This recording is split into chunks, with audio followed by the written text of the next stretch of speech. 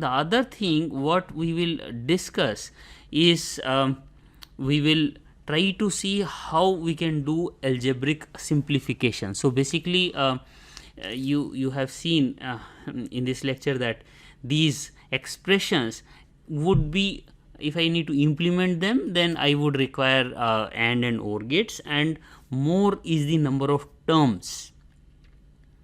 That means the larger, so let's say there is a sum of product terms, so more is the number of terms, that means larger would be the gate size of my OR gate, and larger is the number of literals, that means number of more number of terms also means more number of let's say AND gates here, and more literals means size of each gate is also more. So we have to minimize both, we have to minimize literals as well as we want to minimize number of terms.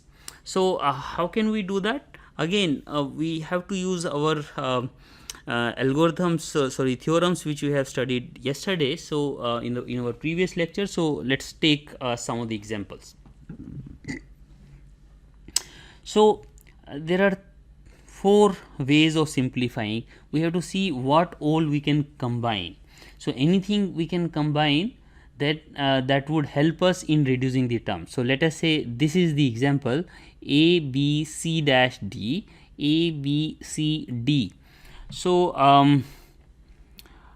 if I see this, I can see that a b d, a b d. So this particular set of literals is found in both the terms, because a b d is there in both the terms. So I can also write it as a b and d. I can take it common, and then because of law of distribution I can write it as c dash plus c. Now we know that c dash plus c is equal to 1, so I can have a 1 over here, a b d and 1. Multiplying 1 with any product term does not have any effect, so I can also call it a b d. So this way I am not only able to reduce the number of terms but also number of literals. So here number of terms were 2, now here number of term is 1, and number of literal in each term is also reduced. So here the number of literals are 3. So let us say the some other example here. So here if I see this, then I can do, there are 2 possibilities here. One is that I can make, if I see what is common here, so AC is common with these 2 terms and BC is common with these 2 terms. So but I also know that x plus x is equal to x, so I can write it the other way, a b dash c plus a b c plus a b c.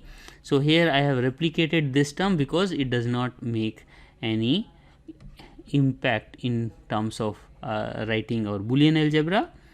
So a dash b c.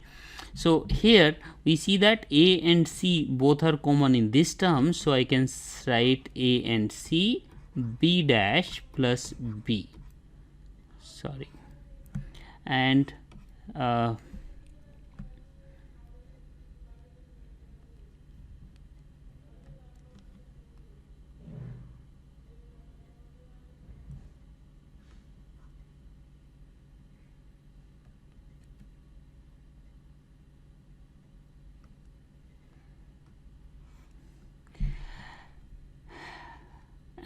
I can again take a and c as common factor here, and then call b plus b dash.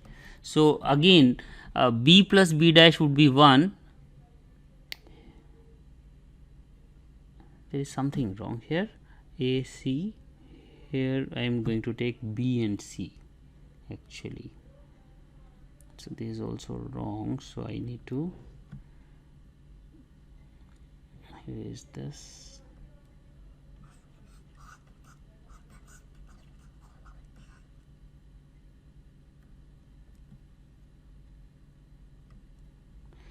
Okay, so here I can see that B and C can be taken common, and A plus A dash would be the factor which will come out.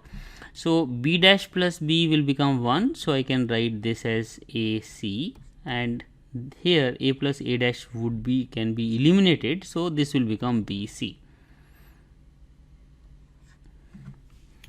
So if you see, I can, this is the sum of products, or if I write it like this, A plus B and then multiplying it with C, this will become sum, product of sum. So this is product of sum expression, and this is sum of products, and this is product of sum. So any of these expressions we have derived from this place. So this is how we can combine terms and then essentially reduce some of the terms. So combining two terms to make single term. Now there could be some other method where we can directly eliminate some of the terms. So for example, this A dash B plus A dash BC. So what should we do? Here we see A dash B is there, A dash B is there in this term as well as this term. So if we remember our theorem, which is x plus x y is equal to x, so we can use that here and we can call it, this is a elimination theorem. So this elimination theorem we can directly use, and we can say this is equal to A dash B, because A dash B I can consider as x, and this I can consider, C we can consider as y. Let's take another example of eliminating terms. So in this example we see that we have a dash C dash plus B C D plus A dash B D. So we see that B D is here as well as here, and A dash is here as well as here, and C dash is here and C is here. So this help us in recalling our consensus theorem, and this consensus theorem can be written as, let's say for our recalling, let's write it like this: x y plus x dash z plus y z equal to x y plus x dash z. So here this yz term is actually redundant. Now if we see that, can we apply here this consensus theorem? So we can see that we have to take C as x, and B D we can take as y, and C we can, A we can take as A dash we can take as z. So we can rewrite this whole thing as our x is C dash and y is this. So we can write C dash, sorry, this is y, this this according to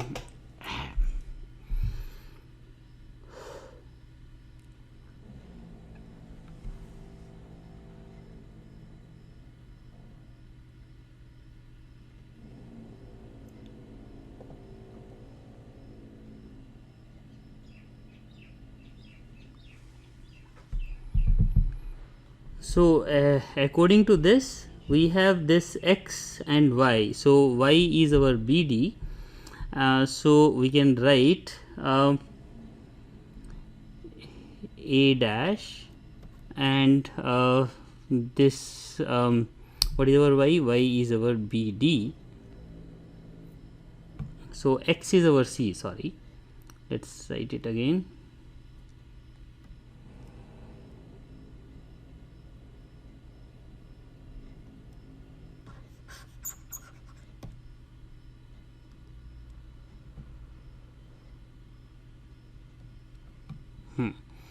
So our x is C, so we'll write x as C and y is our B and D, plus we can write x dash is C dash and z is our A dash, plus y and z. Y is our BD and z is our A dash. So that means this particular term is redundant, and we can write this whole term is redundant, and we can write it as A dash C dash plus B C D. So this is how, if we use consensus theorem, then we can also remove some of the terms which are not required. So other than eliminating terms, and we can also sometime eliminate literals. So let us take this example, A dash B dash C dash D plus A B C D dash. So what do we see and how do we start? So one thing we see here, that A dash I can take common, and I can at least see that there is a B and B dash, so maybe we can try out something. Let us try out. A dash we have taken common, B plus B dash C dash D dash, and this we have left as such, A B C D dash. Now if you remember B plus B dash, so this could be used elimination theorem, x plus x dash y equal to x plus y. So we can say here A dash, this can be written as B plus C dash D dash plus A B C D dash. Now I can again write it like this. So which is equal to A dash B plus A dash C dash D dash plus A B C D dash. Now if I see it here, B is something which is common between this, and we have a possibility of A dash here and A, so maybe we can try out an optimization here. I can take B common, A dash plus this is A C D dash. This I can write here, A dash C dash D dash equal to, now this again could be optimized using this elimination theorem. That means B A dash plus C D dash plus A dash C dash D dash. I can completely again write it like B A dash plus C D dash plus A dash C dash D dash. So this could be one of the, so we don't see any other opportunity here. So for example D dash is here as well as here, but A dash C dash plus C, we cannot optimize much out of that. Yes, so there is further optimization possible. So I can further write B A dash plus D dash C plus C dash A dash. So I can say this as B A dash plus D dash C plus A dash, which is equal to B a dash plus c d dash plus a dash d dash. So now I don't see any further possibility, because if d dash is taken common, c and a dash are independent terms, and here if a dash is taken common, b plus d dash, they are again independent terms, so we cannot optimize it further. But you see the total number of terms are still 3, 1 2 3. Here also number of terms are 3, but because we are able to eliminate literals, so this expression is much more simplified form than this expression. So this is how we can use these algebraic simplifications. And you can see in the examples we have taken, in some of the examples we have done elimination. Sometimes we add some redundant terms to eliminate. So using all these 4 methods, by combination of terms, by elimination of terms, by elimination of literals, and sometimes we add redundant terms so that we can eliminate some other terms. So these 4 methods can be used in combination and in certain order, so that in any order, actually in any order, so that we can have a algebraic simplification. So yes, let's take one more example. So let's say we want to have this a dash b dash c dash and a b dash c, a b dash c, and we want to simplify this. So what do we see? I see b dash and c dash is a common term here, so I can call b dash c dash, and then a dash plus a plus a b dash c, and now I can write b dash c dash plus a b dash c. So if I want to further optimize, then yeah. So on the other hand, so there is a further possibility also, that I can take b dash as common and then say a c plus c dash, which can say that using the elimination theorem I can say b dash c dash plus a, which means b dash c dash plus b dash a. Okay, so let's take the same example again. So can we have some other method or some other way of optimizing, or this is the only method which we did? Here if we see that this a dash c dash is common between this, sorry, b dash c dash is common between these two terms, and a b dash is common between these two terms, so I can write it, this particular term I can write it again, a dash b dash c dash plus a b dash c dash, plus again I will write a b dash c dash plus a b dash c. So if I see this b dash and c dash, these two are common here, so I can say b dash c dash, a dash plus a is the factor. Now here I say a and c dash, sorry, a b dash can be taken common, and c dash plus c are the factors. So I can write further, I can eliminate this, I can eliminate this, b dash c dash plus a b dash.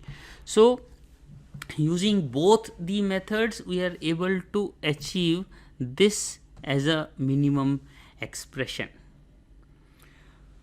Now sometime it may be possible that we are able to reach a minimum method using one particular way of simplification, but you have to remember that whenever you are going through one particular method of simplification, or you have taken one approach, so it cannot be undone. So basically using that, maybe you have removed one particular literal, one particular terms. Now if the term which you have reduced could be helped to reduce some other terms in the expression, so that opportunity sometime could be lost. So although this algebraic simplification, all algebraic simplifications are very effective method to simplify any expression. Okay, but the major challenge is that different steps can lead to different solutions sometime, and we don't know, the most important thing is we don't know whether the expression which we have finally achieved, whether this is the most simplified form or there is something which is even more simplified which is possible. So that is why we need to study more systematic method which will use possibly the same Boolean algebra laws, Boolean algebra theorems, but it is more systematic, so that we can guarantee that this is the solution which can be achieved and this is the minimum solution. So there is some sort of guarantee. So in the end we can conclude that Boolean algebra, whatever theorem we have learned in Boolean algebra, so those theorems are very effective mean of simplifying Boolean expressions. Although you have seen that the process may not be very effective sometime, because a number of steps may lead to different results, although it is important to learn that Boolean algebra, because even if we come up with a systematic approach, the underlying principle used would be from the Boolean algebra. So if we understand those principles of Boolean algebra, they can effectively use to come up with a systematic approach of simplification or optimization of Boolean expressions, Boolean functions. So we will see these optimized method or systematic method in our next lecture. Thank you very much.